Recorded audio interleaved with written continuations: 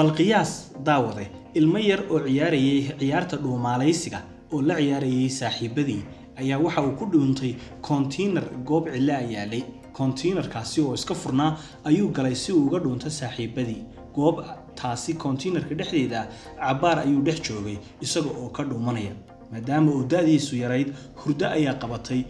containerkii ayaa goor dambe waxa qaatay shirkadii iyadu lahayd oo xambaaratay wiilka yari wuu hurdaa waanu gamaasan yahay warna uma hayo waxa dhacaya containerkii gaari ayaa la saaray dekada ayaa la geeyay kadibna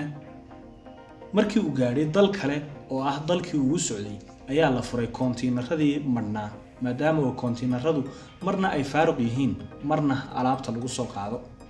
wadankan la geeyay waa wadankii rarka iyo rakaabka laga saari lahaa ama alaabta lagaga cabayn lahaa containerkaasi markii la furay mar qura ay dadku yaabeen waxa kaliya oo ay arkeen ee tacajab gelisayna containerkii loogu talagalay inuu marnaado ayaa waxa dhex jiifa wiil dhalinyaro ah ama daayiro daadiisu tahay 15 jir waa sheeko cajiiba oo dad badan ka yaabisay isla markaasina loo qaatayba malaha hinaanay run ahayn ee khiyaali tahay mise filin la daawanaya ay tahay laakiin waxay ka dhacday dalka Bangladesh wiilal dhalinyaro ah oo ciyaarayay sidaynu soo sheegnay ayaa wiilkaasi si aan la filayn ama aan qorshaysnayn waxa uu galay container goob baarkina yaalay waa uu ku gamay containerkii waa la soo qaaday marka baa la soo saaray waxa laga yaabaa intaasi oo dhan wiilkuna inuu hurday laakiin marka containerada si badan la isku raseeyo xataa aynu toosay oo qayliyay ayaa la sheegayaa laakiin aan cidina maqli karin containerkii ka yimid dalka Bangladesh waxa uu dambeyn u gaaray dalka Malaysia wiilkii yara oo daadiisu ay 15 jir ahayd kana soo jeeday dalka Bangladesh oo aad uga fogaa markaasi dalkan ayaa waxa la yaabay sida uu halkan ku yimid waa la yaabay waa la isfalanqeeyay waa la iswada qabsaday qoorta ayaa la isla galay maadaama adduunyada ay ka jirto waxa loo yaqaano human trafficking ama tahriibinta dadka oo laga ganacsanayo xubnaha jirkooda waxa loo qaatay in wiilkan yar la soo afduubay laakiin ugu dambeyn isagii baa la wareystay waxaanu sheegay in uu isagoo oo ciyaaraya ciyaarta seek and hide ama hide and seek sida dadka qaar u yaqaanaan oo ah afkeena ciyaartii dhuumaalaysiga carruurnimo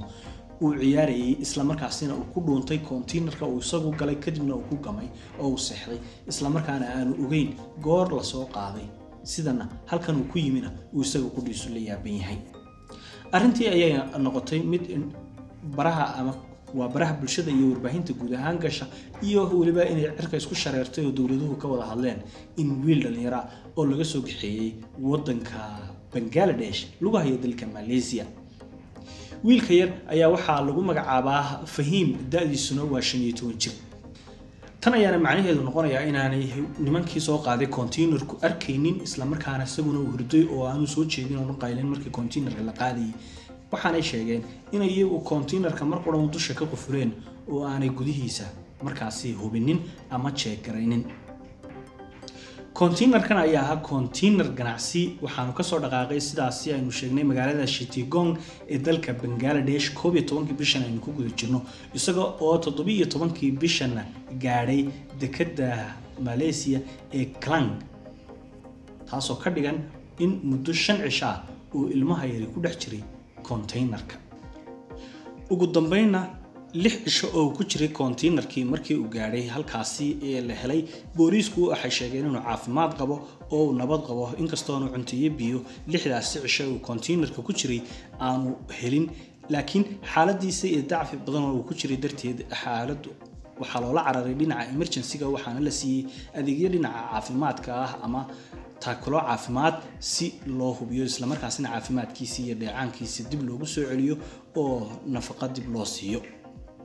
arintaasi la yaab ayay noqotay la yaabka kale ay noqotay waxa noqotay in jahawareer ay ka dhex abuurto dalka Malaysia iyadoo oo booliiska dalkaasi sheegeen in ay baaritaan ku bilaabeen inay eegayaan inay tahay arintani ka gadacsi